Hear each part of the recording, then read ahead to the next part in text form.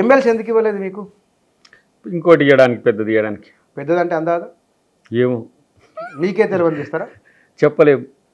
అంటే కాంగ్రెస్ పార్టీలో AICC chief Dalit ఉన్నప్పటికీ కూడా తెలంగాణలో తెలంగాణ రాష్ట్ర ఏర్పాటే దళిత్ బహుజన్ కాన్సెప్ట్ ఏర్పడింది. ఉద్యమంలో పాల్గొని మీకు ఇవ్వలేదంటే మరి ఇంకేమి ఇస్తారని అర్థం?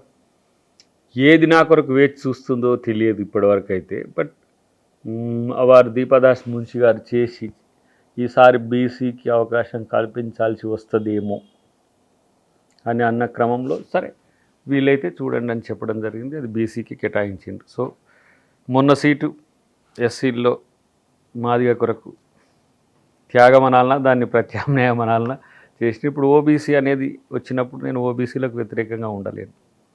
సో ఆ క్రమంలో దయాకర్ కోల్పోయిందా అంటే ఇంకో మంచి అవకాశం ఇస్తారనే ఉద్దేశంతోనే మీకు ముందు ఇంకా పెద్దది ఇస్తారేమో అన్న. కానీ నేను అంటే కులాల గురించి మాట్లాడడం నాకు సుతారం ఇష్టం లేదు. సందర్భం వచ్చింది కాబట్టి నేను అంటున్నా. నేను ఒక అవకాశం వేరే వాళ్ళకి ఇవ్వడం కోసమై ఒక దళితుడే త్యాగం చేయాలన్నా, ఒక అద్దంకి దయాకరే త్యాగం చేయాలన్నా? చెయ్యాలని అనుకుందేమో, పార్టీ చేస్తాడని అనుకున్నదేమో. కానీ మీరేమనుకుంటున్నారు మరి? పార్టీ చెప్పినట్టు వినాలి కదా అన్నప్పుడు మరి ఎందుకు అంతంత పెద్ద పెద్దగా కెమెరాల ముందు మాట్లాడేది? ఆకర్షణ కోసమా? ఏమని మాట్లాడినా కాంగ్రెస్ పార్టీ గొప్పది, కాంగ్రెస్ పార్టీలో అవకాశాలు వస్తాయి. రేపు ఎగ్దం నిన్ను మంచి హోదాలకు తీసుకుపోతే అప్పుడేమంటావు? రేపటికి రూపు లేదు. ఈ రోజుకైతే ఉంది కదా, ఇప్పుడు కనబడుతుంది, మీకు రాలేదు. రేపు వస్తుందనే ఆశ ఉంది. ఆశ మనిషిని బతికిస్తుంది కానీ నిజంలో అయ్యేటట్లేదుగా. ఆ ఆశ ఆశయంతో కూడుకుని ఉన్నది. ఏ ఆశయం మీకున్నది? రాజ్యాంగ పరిరక్షణ, ప్రజాస్వామ్య.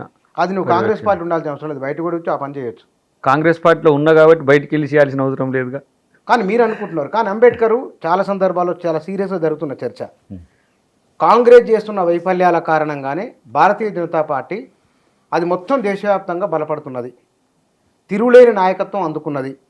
ఈ దేశంలో బీజేపీకి తిరుగులేదనే వాతావరణం రావడానికి కారణం కాంగ్రెస్ పార్టీ నిర్ణయాలు, వారి అనుసరిస్తున్న పద్ధతులు అనేది ఒక ఆరోపణ. కాంగ్రెస్ పార్టీని నేను కాంగ్రెస్ పార్టీలో లేనప్పుడు అర్థం చేసుకున్న తీరుకు అది మీకు బాగా తెలుసు.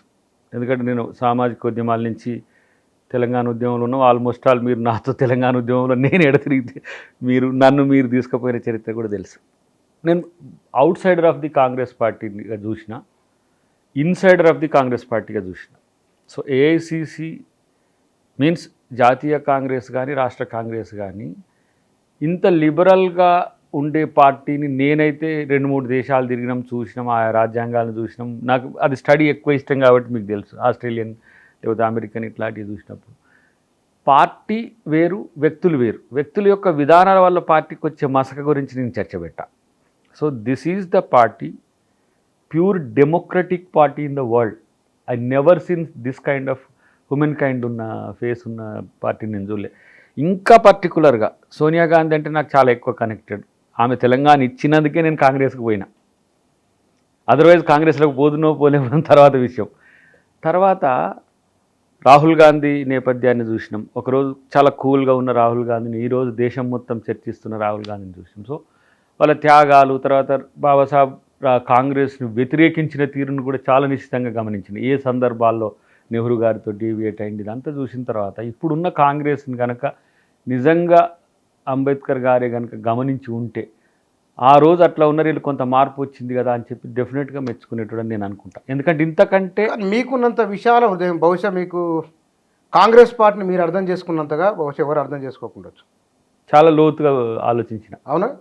కానీ 40-50 ఏళ్ల పాటు కాంగ్రెస్ పార్టీలో ఉండి వివిధ హోదాలో ఉన్నవారు G23 గ్రూప్ 23 అని 23 మంది అధిష్టానం మీద, వారి పద్ధతుల మీద, పార్టీని నమ్ముకున్న వారికి టికెట్లు ఇవ్వకపోతే, అవకాశాలు ఇవ్వకపోతే తిరుగుబాటు చేసిపోయినారు.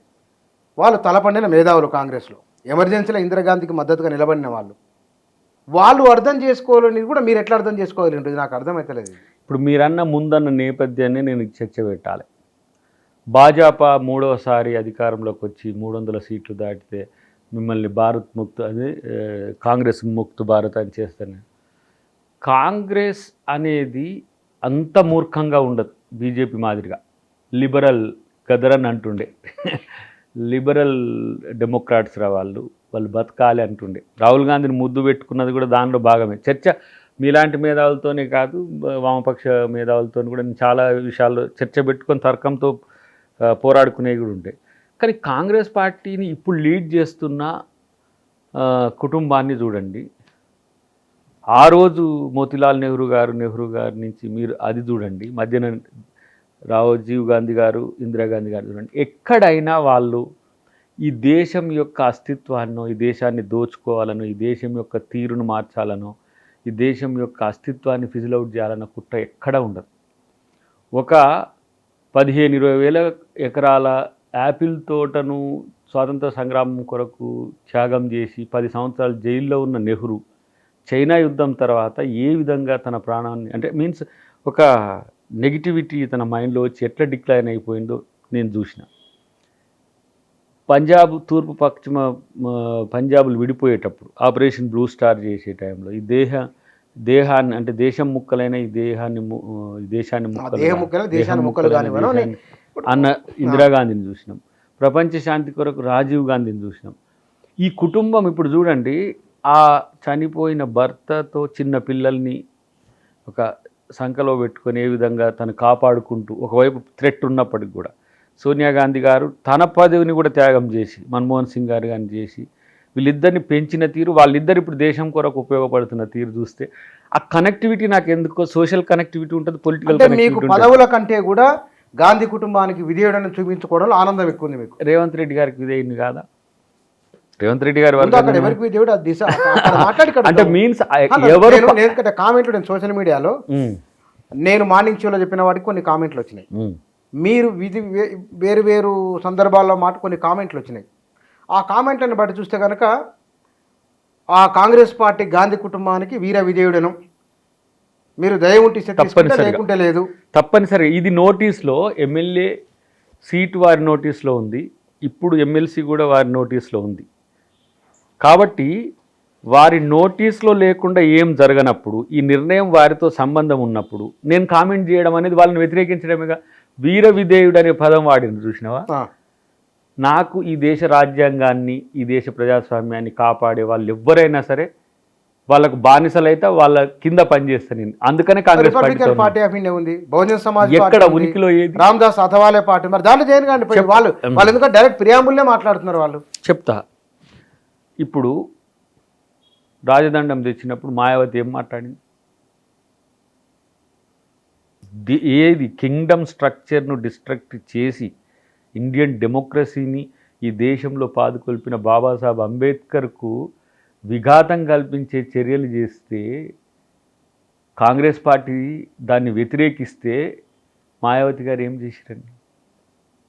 ఆర్పిఐ ఉన్నది, 2 విభాగాలు ఉన్నాయి, రామదాస్ అథవాలే గారు ఏ విధానంతో అంబేద్కర్ ఏ మనువాదాన్ని కాల్చిండో డిసెంబర్ 25న, ఆ మనువాదపు ఛాయలున్న రూపమైన ఆర్ఎస్ఎస్కు ప్రతిరూపమైన బీజేపీలో ఇలా వారు మంత్రివర్గంలో ఉన్నారు. హిందుత్వం వేరు, ఆర్ఎస్ఎస్ వేరు, బీజేపీ వేరు.